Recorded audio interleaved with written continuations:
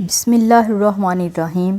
فقیر کالا خان مری بلوچ صوفی تھے۔ انگریزوں نے 1870 میں جب بلوچستان پر حملہ کیا تو فقیر کالا خان نے تسبیح چھوڑ کر بندوق اٹھائی، پھر مزاحمت کی تاریخ رقم کر ڈالی۔ موجودہ بلوچستان کے ضلع کوہلو کی تحصیل کاہیان کے ایک پہاڑی پر کالا خان مری اپنے چند ساتھیوں سمیت انگریزوں کی راہ کی دیوار بن گئے۔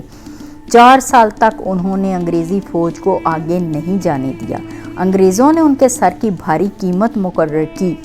لائٹ بمبئی گریڈیئرز کے کئی ہزار سپاہیوں اور پونا آرٹلری کی ہلکی توپوں کے ساتھ کالا خان مری کے مورچے کا محاصرہ کر لیا۔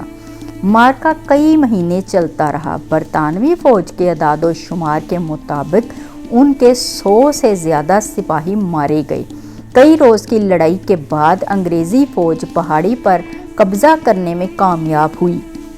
وہاں چند لاشیں اور بھوک سے نڈھال 3 افراد ان کے ہاتھ آئے جو کالا خان مری بلوچ، جلم خان بلوچ اور رحیم علی بلوچ تھے۔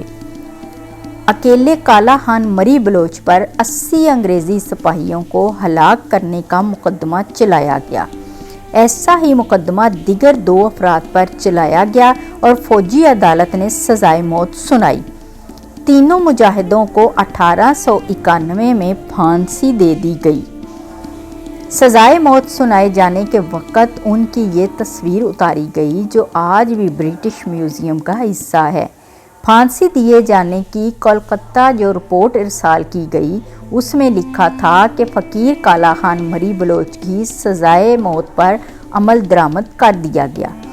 اس شخص جیسا ماہر نشانہ باز نہ پہلے پیدا ہوا اور نہ آئندہ کبھی پیدا ہو سکے گا۔